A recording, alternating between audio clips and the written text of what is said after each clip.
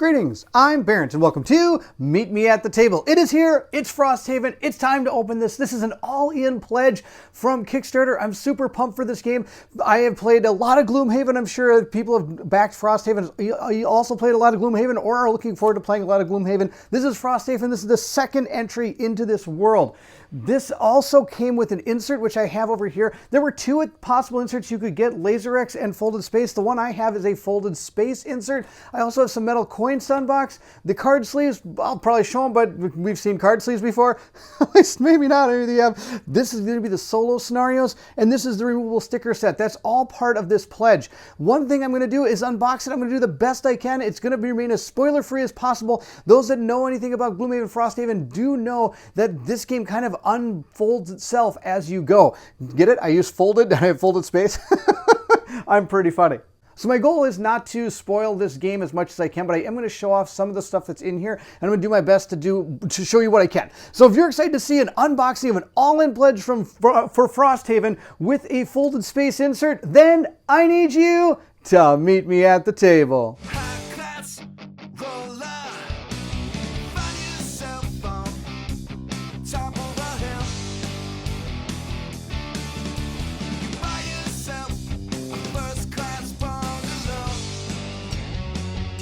Let's take the top off of this mammoth box. I will tell you, this thing clocked in at 50 pounds when it came to my door. That was with everything, but remember the folded space insert is mostly styrofoam or foam core or whatever. It's a foam insert, so that's not even adding a lot of weight to this. This box alone, I would say, is probably 9/10 of the 50 pounds. Out of control. It does have a Welcome to Frosthaven intro here that I believe is going to tell you exactly how to set everything up and what all the different components are that you're seeing when you unbox this game and where you're going to put it. And look, it even shows you how to re-put this in here if you don't have one of those inserts that I have. So it's going to change the way it goes in once you have that new insert, but this is cool to have, so we're going to look through that and see if we need to, or when we go to put everything back, we'll have all this ready to go. Now, a lot of these trays and everything are going to be replaced by the folded space insert, but for this unboxing, I am going to show you everything you would get for the core box itself. Not only does that intro thing tell you kind of what you're going to have, but it does say that you should read this first because it will show you exactly how to not only organize the box, but what you're going to need for your first game. Here are the trays, and if you're to use these trays, they are absolutely phenomenal. Oh my gosh, look at this. Yes, they actually fit right on top of each other, and these are going to hold all of your components fantastically. Wow, that's actually a really good way of holding everything. I'm pretty impressed by that. Next, we have our rule book. It's a pretty big rule book. It is 83 pages. Monster of a rule book. So this will take a little bit of reading to get to, but I'm sure a lot of this is probably going to most likely be close to second nature because I've played a good deal of Gloomhaven with a Gloomhaven group that I have. So I'm sure a lot of the actual game itself, the way the board works and all this is going to be very similar. I probably could skim through that kind of stuff, but a lot of the new stuff is what I'm going to have to read into. The things I'm most interested in is I believe after everything is done, you're going to help work with the city that you're in, this Gloomhaven city. So you're going to be able to end the scenario, and then here we go, the adventure phase. This is a newer thing, and they have this whole place where you're going to be building, not necessarily building a city, but you're going to be upgrading city components and things of that nature. I guess you could say you're building a city. It's going to be pretty sweet. So, and if there's a whole board and a whole set of rules just for the way that works in the campaign. So we'll dig through this books, get this all ready to go and to the table. On the back, of course, there is a quick reference that hopefully will help you as you play through. The next thing we have is a book that is locked. There is a sticker around it, so I'm not going to open this because my goal is to leave this, like I said, as spoiler-free as possible. This is section book. This is the scenario book, and a section book. These are the two different books you're going to be using during the campaign. From what I understand, the scenario book is going to be where you're going to find your scenarios. But the section book, I believe, is going to have more story outside of just the scenario. Because the scenario books are going to show like the maps and everything that you're going to have that you're going to be using for the battle. But there's going to be potentially like a number with a dot and another number. And that's going to be like what page and section you're going to look for in this book to give yourself more story or lore that's going on inside of it. At least that's how I understand it. Just to give you an example, I'm going to show you the very first scenario out of this game. It's not going to spoil anything because this is the first one you potentially could play, because it shows right down here that after you read the introduction, you can either go to Howling in the Snow or Town in Flames, and Howling in the Snow is the next one. So what I'm just wanting to show you is this up here. This is what I mean by the section numbers. So it says here, if the scenario is complete at the end of the round, you're going to read this. You're going to go over to your section book and you're going to turn to numbers 2.2. And so that would bring you to this area here, and you would read kind of what is going on over here. And again, I'm not trying to spoil as much as I can, but I just want to know how the two books work together. There are about 138, I think, or 39 scenarios in that scenario book, but you will not play all of them. You're going to be going down a branching path as to how the game unfolds for yourself.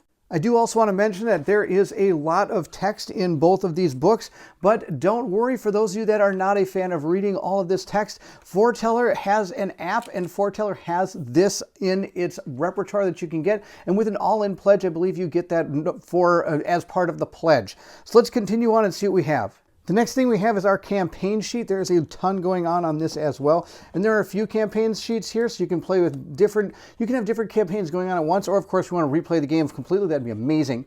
That'd be quite a daunting task. This up here is your calendar. So as you're going through, I believe you're going to check these off. And of course, you see these little numbers here. These are going to be more things found inside of the section book. You have a party name. These are the resources you're going to have that are going to help in building some of the buildings that you're going to get. Morale is right here. Going up and down in the morale track is going to affect certain things. It basically is going to maybe have to do with some of the cards or things that play into this. You get a town guard perks. Those aren't really going to be there at the beginning, but you're going to gain those as it goes on, and you'll be able to give more of these and unlock these different things for potentially the guards. These are your soldiers. If you're ever attacked, I believe, while you're part of this town phase or something, you're going to have to decide how many soldiers you want to send to help your chances of doing that.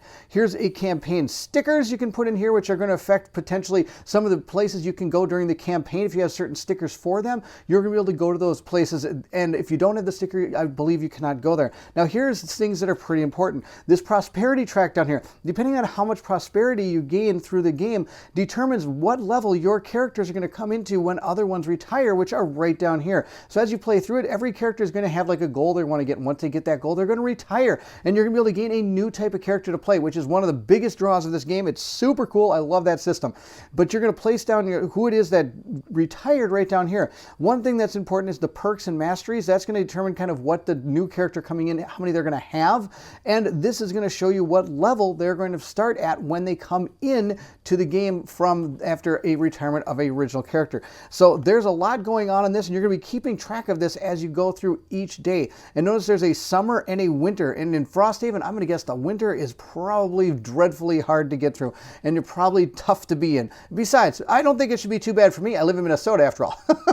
We know what winter is. Next we have the board. This is not the board you're going to play on. This, I believe, is the town board, and it's going to show you what your town looks like. Similar to the original Gloomhaven, the only board it came with was one for the town, and this is, oh my gosh, this is out of control. This is huge. Okay, so it opens up massively. So not only do you have the Frosthaven down here, where we're going to eventually be putting stickers and creating this entire town, but up here, I'm going to bump my camera trying to get this thing up and running here. Here we go. I'm going to put it down there. There we go. Okay, on top of that, this is, I believe, where all of your scenarios are going to be, and you're going to be placing down locations onto this big map up here. Wow, this looks really, really cool. I love the art on this. That is absolutely amazing. All right, we're going to put this aside. Let's see what we have next in here. It looks like we have challenges, boot camp event, gardens events. Oh, these are our stickers. So unlike Gloomhaven, this one actually you're going to be putting stickers into the book as you play through for the rules, and it's going to change kind of how the game evolves, or as your characters in the world develops around you, you're going to be adding new aspects to the game and to the world itself. So for example, remember I said that you don't start with the town guard perks? Here's a sticker about the town guard perks. So when it tells you to put this sticker in the book, that will now become active, which is really neat. Then these are the stickers you're going to use on your cards. You can give like a +1 to one of your abilities that you have, or for example, it can have an element. It can allow you to jump. These are other elements down here that you have, so we'll put those aside. And then here's all the stickers you're going to be placing down on your map. These are all the different stickers of the town that you're going to be able to open up. Now, of course, I have no idea what any of these are, and we even have stickers up here. These might be, oh, is that going to be the stickers for They could be the stickers that you're going to put inside of your town or your thing here, your campaign stickers. These might be them. For example, let's see what one of these says here. It says Friend of the Fisher King. Yeah, I'm sure these are going to be like, in the old one, it was a bunch of flags that you'd stick along the side. But I believe these are going to be the campaign stickers you're going to stick on there. I could be wrong. I could be completely wrong about everything I've just said. I have no idea. I've never played the game. I don't know what's in store for me. This right here, oh, I remember what this is. One aspect of this game is you can craft items, and one of them are potions. So this is the potion board. I'm not going to show any of this, but these you can rip off. So you're going to use potential resources that you have to rip these off to see what you're brewing as potions, I believe is how this all works. Because on the back it doesn't show anything else. It's just this front. So this is a thick piece of paper, so there is stuff on the other side. This is cool. So you don't even know what you're going to brew until you brew it. And certain cards, you'll probably uncover cards that tell you a little bit more about what you could potentially get. Maybe, I don't know. We'll see how it goes, but brewing things is awesome. You're also going to be able to craft different components in this game, like, what do you call them, like items and weapons and things of that nature. If this is the player reference chart, this is absolutely out of control. Oh no, this is not. These are going to be things we're going to be unlocking as we play through. As we complete certain missions, we're going to be unlocking other ones. So for example, here is 0 right up here. This is the 0. So it's actually going to flip this one over. So I don't know what these are, and I'm going to keep it that way. Oh, look at that. That would have helped. There's 2 of 5. And here's 1 of 5. All right, here's the deal. So we started 0 here, and say we did scenario 0, we'd undo this one. Now, if we finish scenario 1, then notice there's arrows going to 2 and 3. So if we ever want to know kind of where we need to get to, or if there's a specific place we want to try to get to, you can follow the flow chart to try to get to that specific scenario. I can't even talk. These go off the board, so I'm sure they're going to match up with other ones of these. We have a 2, 5, 3, 5, 4, 5, and 5, 5. Now, I'm not going to go through any more of those. I'm not going to show the other sides of any of these, but over here it does show the icons, which really helps. I believe these are the icons that are going to be for this particular part of the game. It doesn't look like any of these have to do with like the cards that you're going to play or anything in the battle. These just show as you're going. I'm sure you're going to be ripping these off, and it's going to show colors and symbols in here as to how you're going to get to potentially different ones. Like this might need a specific event sticker that you have, or it might need a certain character maybe, or something of that nature. So it shows you everything you're going to have, or even a boss scenario. That would be awesome. Or requires 6 shards of the lurker crown to place, whatever that is. So we'll see how that goes as we play through the game. It's going to be absolutely awesome. Now, here is the punch boards. This is well, this is where most of the weight came.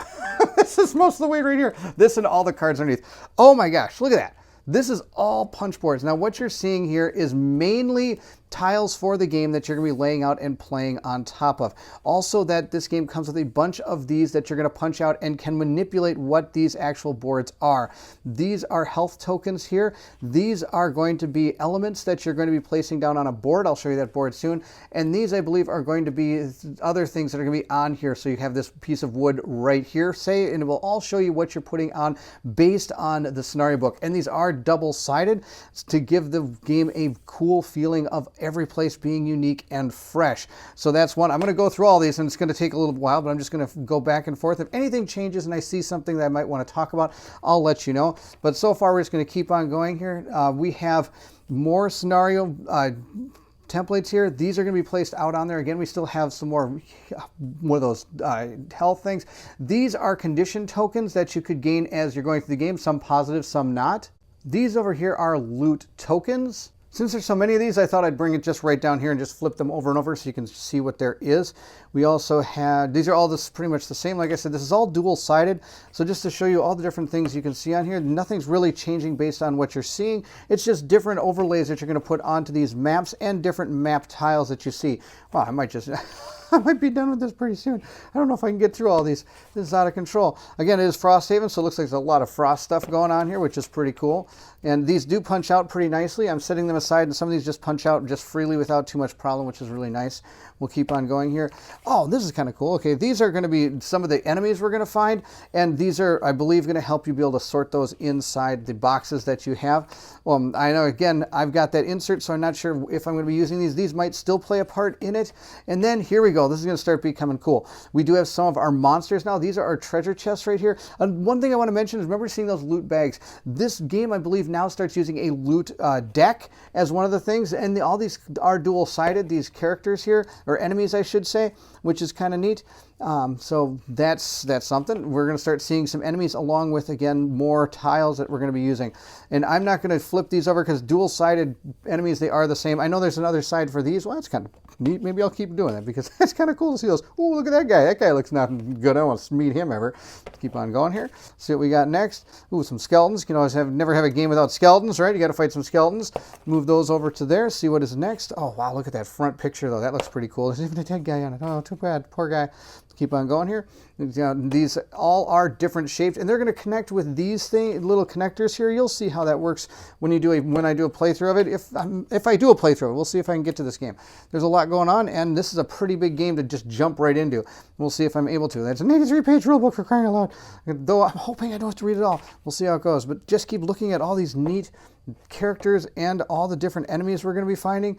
This is going to be super cool. Man, look at this. This is out of control. And I believe there is a Kickstarter coming soon, or maybe a Game Found. I don't know which way it's going to go. That is going to be able to put, I think they're making miniatures for all of the enemies. They're already miniatures for the heroes.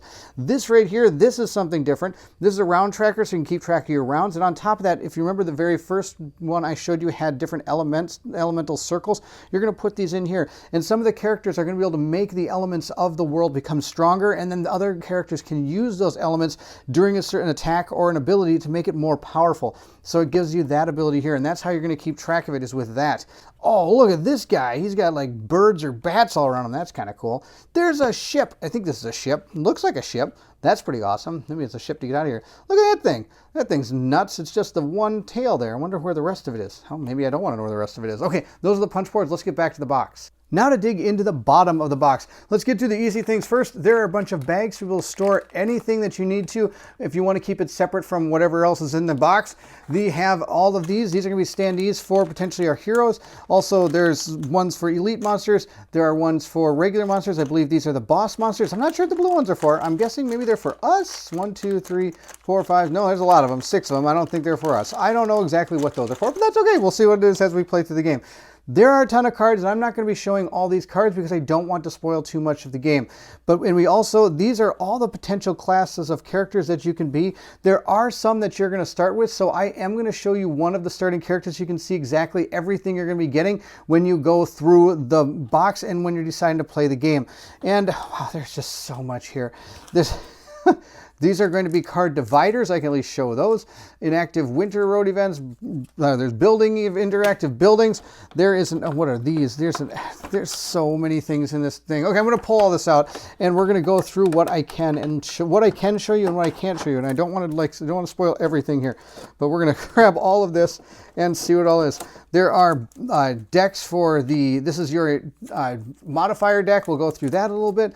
I have no idea what that is, so I don't want to spoil stuff unless I'm supposed to. So we're going to just grab all this, look through it, and see what I can show. And then I'm going to find one of these starting characters, and I'm going to show you what that character is all about. The first set of cards are these right here. These are road events. They're both built from the winter and the summer. And there's also outpost events based on whether it is winter or summer.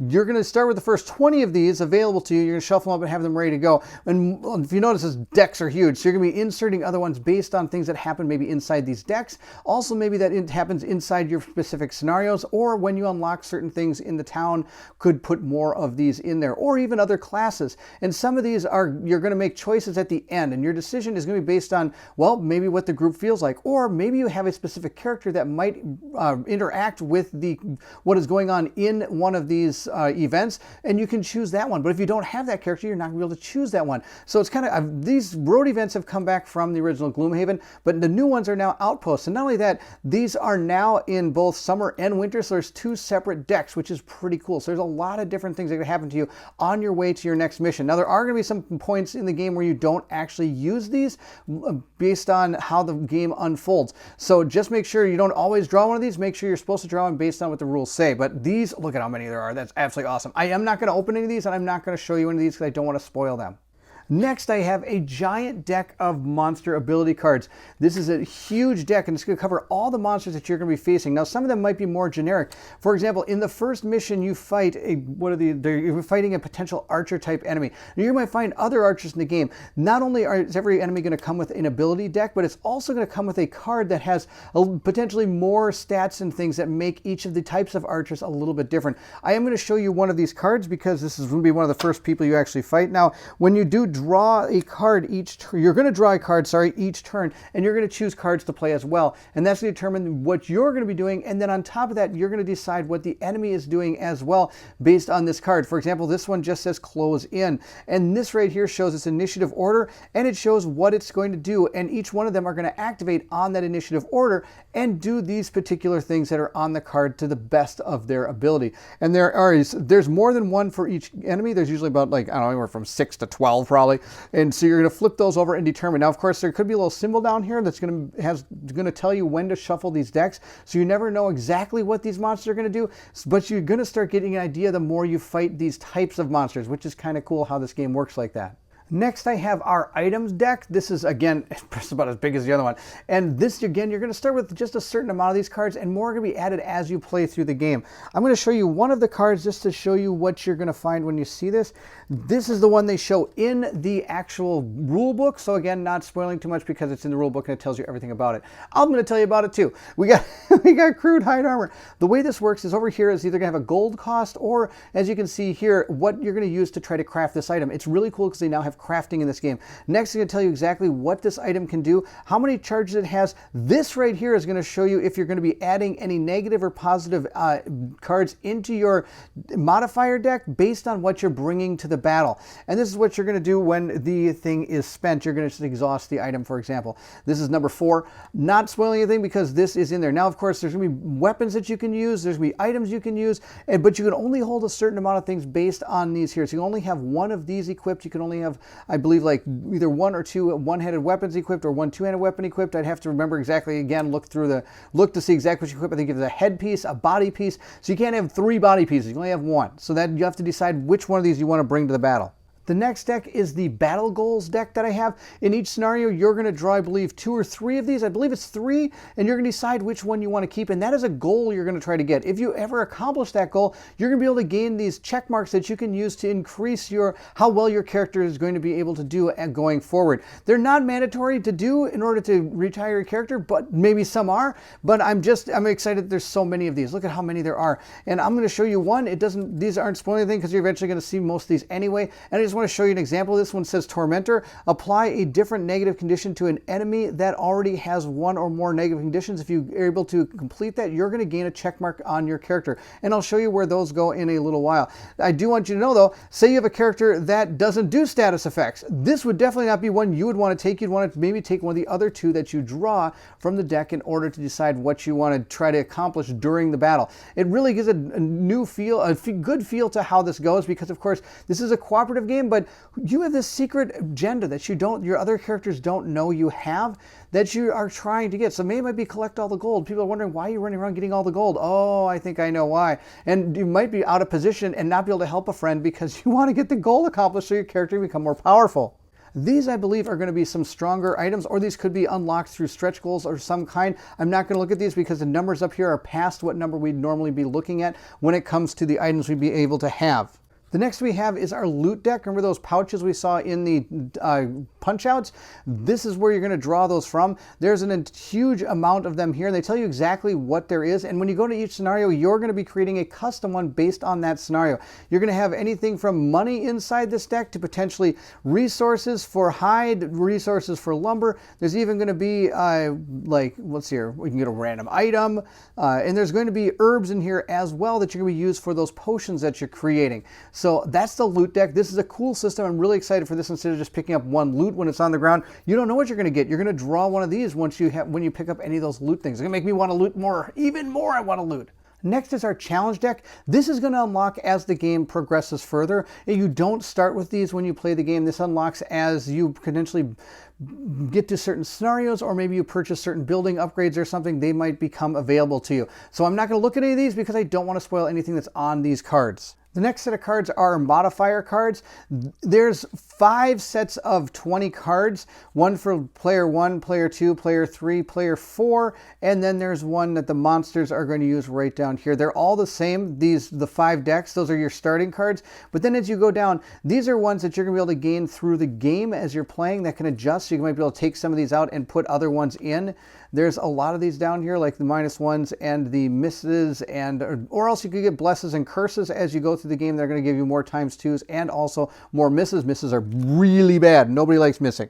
This next deck of cards is a modifier deck, but this is for the Town Guards. This is a new deck that we've just been introduced to Frosthaven.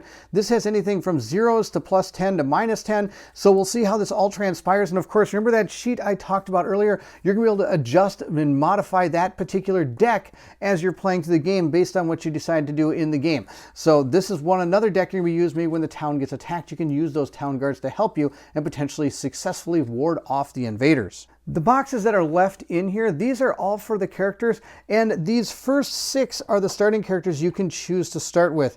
They go from anywhere from low complexity to high complexity.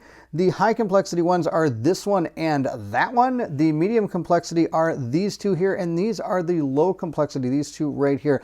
I'm going to take a look at this one. This is going to be the character we're going to learn a little bit about as we continue the unboxing. The rest of these I'm going to leave for you to be able to discover. Now, I believe this comes out and there's even more underneath it, because these are where the miniatures are. These, I have no idea what they are, but these are all tux boxes, and you're not going to open these until you start playing. Now, the one we chose is this one, and it's actually got an awesomely big box, so I'm super excited for this one. We're going to open that one. That's going to be awesome. Let's see what else we have in here before we continue with that. These are the dials you're going to use to track not only your hit points, but you're also going to track how much experience points you gain during the battle on these 2 dials. Not only that, these 2 dials can be used for so many other games. These are absolutely awesome. Continuing on, we do have all of the different monsters and the sleeves for them. So you're going to put a sleeve in here, and then you're going to see and then you can put the damage right on these.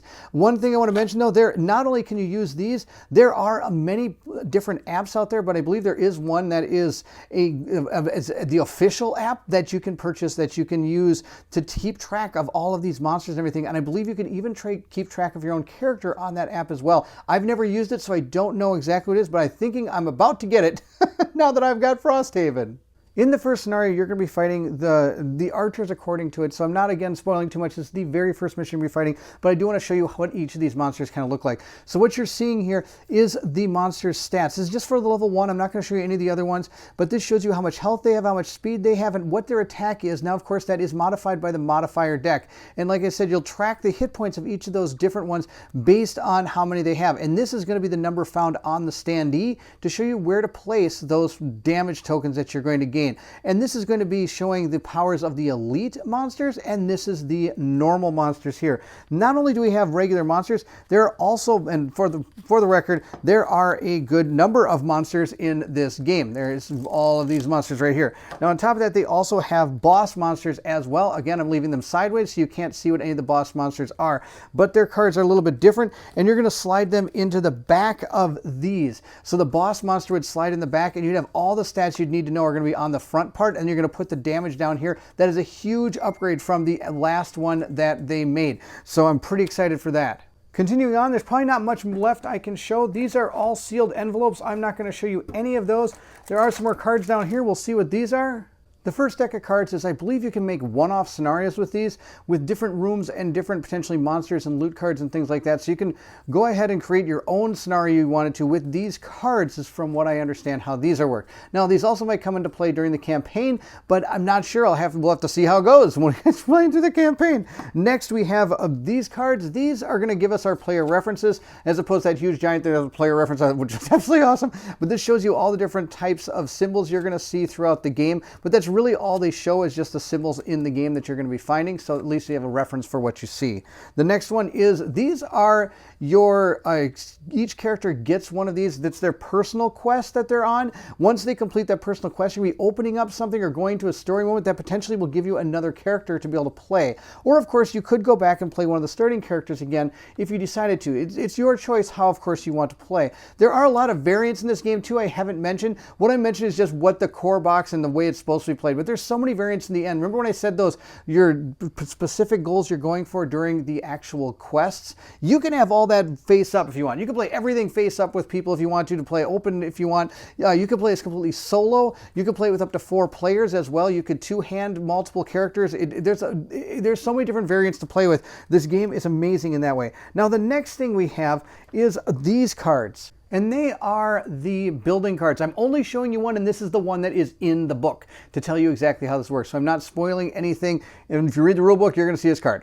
This is going to show you what level it is, how to reference it if you ever need to get this. This shows you what you're able to do here at the building. For example, I can get one of these, I guess you could say, furs. I'll figure out what they are for 2 gold. This is if it has some kind of abilities you're going to be able to do. If you want to upgrade it, you have to have this much prosperity and these potential resources. Also down here, this is a one-time effect. So if you build this, you're going to have +1 prosperity. You're going to read that from that other book, not the scenario book, and it'll have something that maybe it'll be good. I'm hoping it's good. The other thing that is over here is the repair cost. So if you ever need to repair the building, it is found right there. Now this building could go into disarray, or it could be ransacked or destroyed. Now then you're going to flip the card and you're going to see this, and this is going to be the repair cost. If you wanted to rebuild this building, you'd have to get these resources to rebuild it. So that's just one of them. There are a ton of buildings, and of course some of these are upgrades to the buildings. Like there's a level 2 for this building in here as well, but I'm not going to show you any of those. I'm just going to leave them just like that to show you how many there are. Now that's everything that's in this box. Let's take a look at that one character I have. What we have is our character miniature is going to be found inside of here. We'll see what this person looks like. So I'm pretty stoked for this. And of course they do come unpainted, so you have to paint them up, but that's no problem. I love painting miniatures, so I'm going to be having a ton of fun. Here is this particular character. Here's the sculpt. They have gone way above and beyond for the sculpts for these games now. It's compared to the very first Gloomhaven. There's way more detail on these sculpts. That is amazing. I'm going to stick that character back in the little boxy here and hopefully not break it. I probably will. I'm just going to put it aside. That's a lot better. Now let's open up this box. And they used to be sealed on the back, but they're not anymore. The ones that are having the seal on them are the ones you should not open. Those are the ones that you're going to eventually get. But all of the ones that you can open up at the beginning will not be sealed as far as I understand it. I could be wrong though, and I could be wrong about a lot of things, and I apologize if I am. I have not played the game or anything. So here we go. This is what you're going to find inside each of the boxes. We'll go through each of these. Now, each person might be a little bit unique. And what is all that? That's out of control. I get a whole bunch of... These are some banners I'm sure we'll be placing down here. Since this is a banner spear character, I'm sure she's got banners she can put down. Maybe she can summon characters. This is a bird. I'm sure she uses the bird for something. I believe there right here. Each character now does come with a standee. So if you don't want to use these characters and you don't feel like painting, or you don't paint them and you'd rather have your character look cool out there, but on a standee, they do have those as well, which I'm pretty sure what those blue ones are for, but I could be wrong. Here is our character sheet. We'll go over that soon. This is the upgrade deck. Each character comes with an upgrade deck. Remember those, the cards I showed you here for the different things? You're going to insert those and remove certain ones. Depending on what class you are, you're going to have different things. The ones in the back of these, when I originally talked about them, are more for things based on like equipment or story events or things like that. They're going to make you put those in there. These are the ones that are specific for each character that's going to manipulate the deck as you go. So I'm not going to show you any of these. You'll see how they work, and you'll be able to actually, you can see which ones she's going to have right here. A lot of them are going to be found over here. Remember those check marks we talked about earlier? When you get from those battle quest cards that you have each scenario, those particular cards are going to give you those check marks you're going to put here, which then, or here, and here, and here, you're going to put them all over the place. You're going to get perks. You're going to get these particular things to be able to check off different parts of what you get. I think you need to get 3 of these. Then you get a perk that you can put down in here.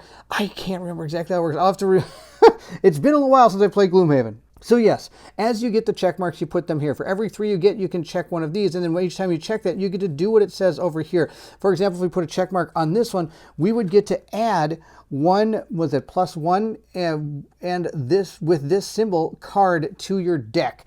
That's the deal.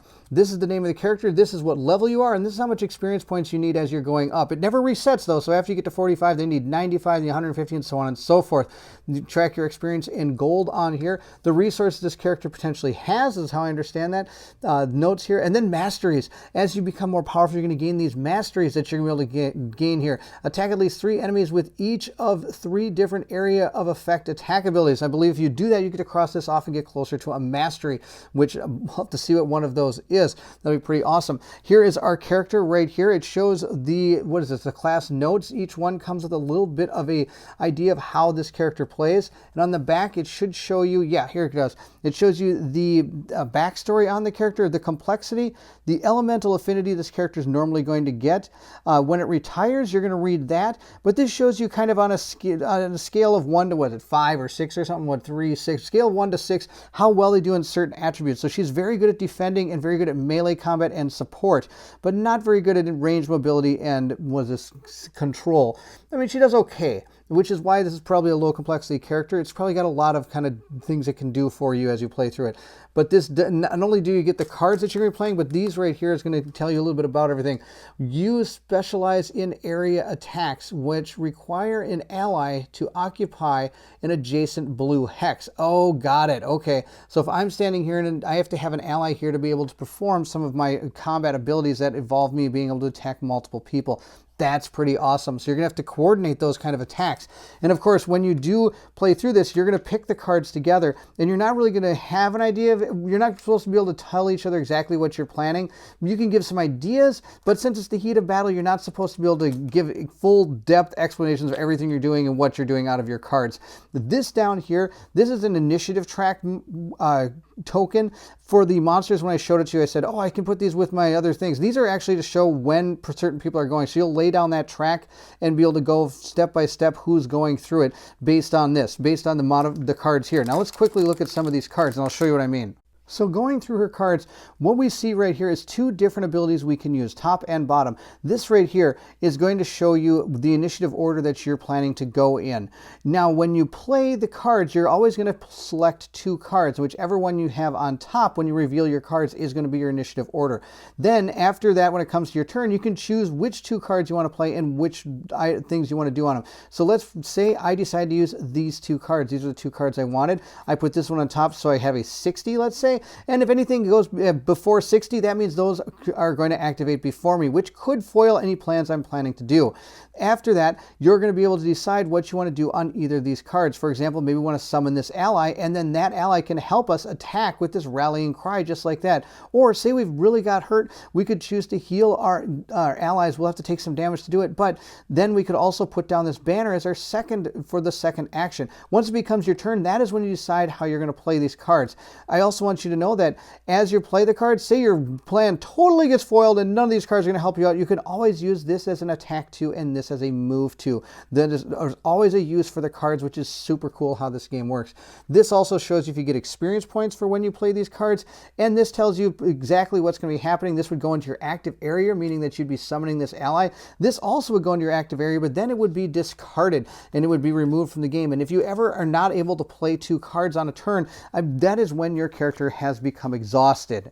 That doesn't mean the character is out of the game. The game will continue, and hopefully your allies will be able to finish off the game and you'll be victorious. If not, you'll just either have to replay the scenario or choose a different scenario to go on to. So that's just a quick overview of what all these characters are, and every character is going to be similar to this, but they are super unique in their own way. And not only that, you're going to gain cards as you go. So this character starts with a certain amount. It should have how many it starts with. 10. 1, 2, 3, 4, 5, 6, 7, 8, 9, 10. And then after that, it has these X numbers. These are the ones I believe they would recommend you playing with for your first game. But after that, you could potentially swap some of these out for these X cards. And then as you level up, you're going to gain cards that you can add in that are potentially more powerful or give you an advantage. And then as you go through it, you're going to be able to start enhancing these cards potentially. See how there's a little dot there? That means you could add something to that particular card. Let's see if I have another one here, for example. There should be, here we go. So example, I get +1. So instead of 1 speed, I can get 2 speed. Say this is a 3 attack, I get +1. It'd be a 4 attack. So you can add things to these cards to make certain cards more powerful, meaning they might be even better than some of the ones you're getting as you go up in level here. There you go. That is this character. This is probably one of the characters I'm going to play. This character looks pretty sweet. I'm super excited to try all these out. That's the characters, and I think that's everything in the box. Let's move on to some of the stuff that was outside of the box. I want to show you the insert and everything else that this game came with. Some of this is going to go pretty fast. For example, these card sleeves is probably not going to be too much to talk about. They are card sleeves. We've all seen card sleeves. If you haven't seen card sleeves, here's what a card sleeve look like. These, I believe, are 100 micron thick card sleeves, so they should be, yeah, they're really good. Okay, I'm pretty excited about that. They feel really nice. I use a lot of Mayday sleeves normally, and these are very similar to the thick packs of Maydays that you get. So there you go, Frosthaven card sleeves. Next, we have the coins that we got with this thing. They have a couple different ones. They've got a 3 and a 5, and they actually are dual-sided, but the backside is really cool. It's all kind of scratched off marks, or except for the 5. The 5 actually has something on the back, which is kind of neat. I like that. And of course, it did come with a pouch that has all the rest of the coins in it. So they're all set to go. You just undo these, put them in the pouch, you're good to go. And then I got a neat little coin from Cephalosaur Games anyway, which is pretty neat. Right here, Frosthaven. It's a cool coin. I can just flip it in the air. I don't know what I can use it for. I'll figure out something to use it for. But yeah, coins. The next thing I have are these removable stickers. So instead of making your game permanent, you can reuse your game. Now, I did open this up and it shows like all the different location checklists. So I don't really want to show you the location checklist because that's not really something I want to show you. But I can at least show you the stickers. They're going to be exactly like the stickers you saw when I originally started opening the game. And it shows you some of these, but these are really cool because they can be put on and then retaken off. So huge fan of these. They did make a set for Gloomhaven. I think it was done by Sinister Fish.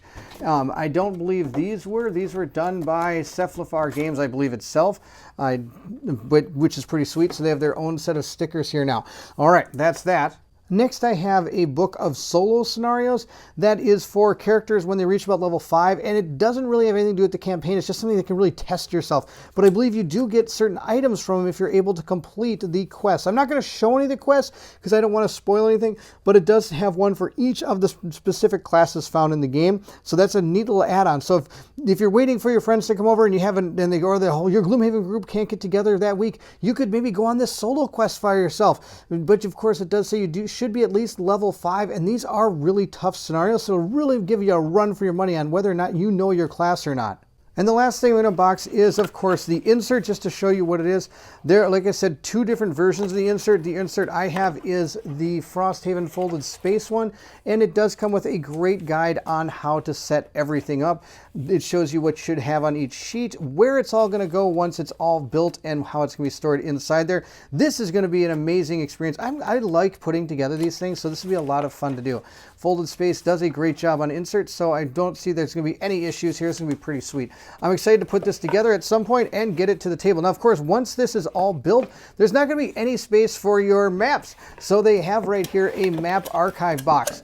You're going to be able to put the maps that you have, the map tiles, I should say, are going to fit right into this. And it actually has a binder that has numbers 1 to 2, 3, 4, 5, 6, 7, so you can really get to those map tiles that you need. Really neat, really neat. It'll work perfectly fine. I actually have a terrible way of storing my maps right now, so map tiles. So this will be a big influence on how that's going to help. I can't be any worse than what I already do. So there you have it. That is the unboxing of Frosthaven. That's an all-in pledge through Kickstarter. Super excited to get this game to the table. I want to paint up a couple of miniatures and start playing the game. I might only play a little bit of it because, of course, I do have a Gloomhaven group and I don't want to spoil too much for when I begin playing with them. I am probably going to let my Patreons decide what 2 characters I play, which would be really super cool. I hope you enjoyed it. If you did, don't forget to like, subscribe, and hit that bell symbol so you know when more content comes out. I will be doing Frosthaven at some point in the future. Also, please feel free to leave anything in the comments below. I would love to hear from everyone. Also, if you're interested in supporting the channel, please check out my Patreon. The link is also in the description of there. And like I said, my Patreons are able to help decide who plays in our games, what games we play, and then potentially what we're going to be painting during our live painting episodes that I try to do once a week. Those that have already supported the channel are found here. Thank you for becoming part of my Patreon. It's awesome to have you in the Patreon and able to help this channel grow. There's so much going on in Frosthaven. This is like Gloomhaven like 9.8. It's not 2.0, it's 9.8. There is so many cool things that are going to be happening in Frosthaven. I'm super excited to dig into it. Of course, I have to dig through an 83-page rulebook first, but that's okay. I don't mind reading rulebooks. That's a lot of fun for me, and being able to get this game to the table is going to be an absolute blast. Thanks you again so much for watching, and if you're excited to see Frosthaven or anything else, then I need you to meet me at the table.